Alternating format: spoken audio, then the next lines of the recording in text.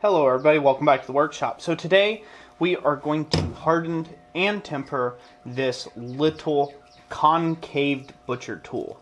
Now we've already done a convex butcher tool and a square butcher tool in this series, but this one here is going to be a concave butcher tool, and so therefore we're going to go ahead and get this hardened and tempered. So the way we're going to do this, like in the other tools in this series that I've done, we are going to go ahead and heat up the rear end of the tool first. Now, I want to point out something about my fire that I haven't been mentioning. I've been packing my fire fairly tight. You want to pack your fire down fairly tight, that way you don't lose these small pieces down to the bottom of the fire. You want to bring this tool up to a nice even temperature where it's non-magnetic all over before you pull it out for the quench. So I'm going to be back with you as soon as I get this heated back up. And then what I'll do is, after this, the rear end of the tool's heated, I will heat up the tip of the tool, bring it all up to non-magnetic, and then we'll go in for the quench. So we have the rear end of this tool, or the struck end of this tool, up to a non-magnetic state. Now we're going to flip it around and we will put the cutting end of the tool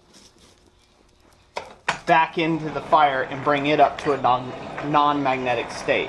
The reason why you want the struck end to go in first and be heated to non-magnetic, and then the actual cutting edge of the tool to be put in there to be brought up to non-magnetic, is you do not want to suffer from enlarged grain growth.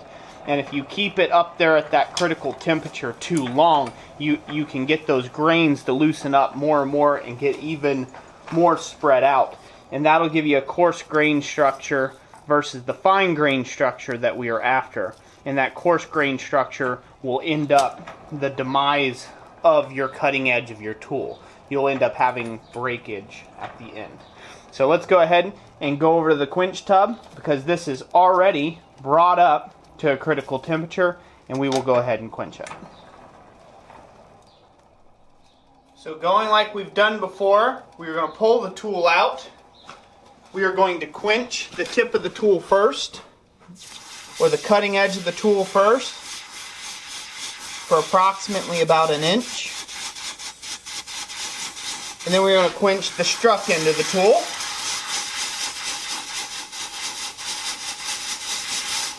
Leaving the center alone, and then we are going to rub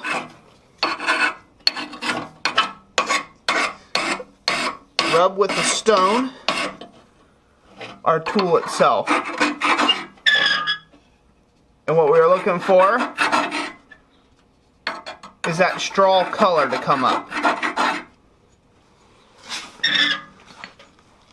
Sorry, I was off camera there. We're looking for that straw color to come up to the end.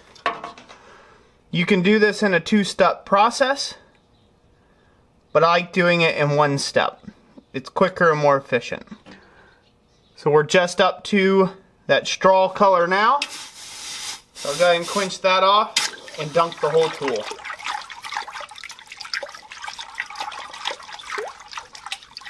Just like so. So the benefits of doing a one-step quench here, and hopefully you guys can see this okay. The benefits of doing a one-step quench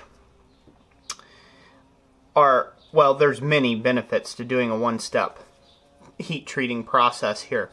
You can harden it, okay, you get the ends to the hardness they need to be, but then you can very quickly get that temper color to draw back out of that color. And it's just as effective as if you were to heat treat this, say put this in the oven at say 500 degrees or 450 or something like that for a few hours. Basically, we need this tool to be as hard as possible. We need this tool to be as hard as possible because it's going to be engaging and cutting things like other hardened tool steels and stuff like that have been annealed. Not necessarily they're not hard, but they are tougher than regular mild steel. So this is going to be doing a lot of work, and we don't want to have to just keep reforming this shape on the end, as that took us quite a bit of time to do in the first place. So we want this to stay pretty rigid and hard, and so this is just a great way of doing that. It also leaves the center of the tool to drop below critical temperature, below non-magnetic temperature, and allows that toughness in the center still. So basically, that's how we do it, and we're going to do the next one this way. Couple concerns to concern yourself with is when you're in the forge, do not leave this in too long. Again, these little tips here, right here, that makes part of this concaved surface of this working into this tool, those little tips right there, they can get over oxygenated in an instant, and they can experience a lot of grain growth right along that edge and end up chipping off at a later date. So bring it up just to non-magnetic or just a little past non-magnetic and quench the tool. You know, you'll be happy you did. Remember, just quench one end, then the struck end, and then let it come up, and then cool the whole tool.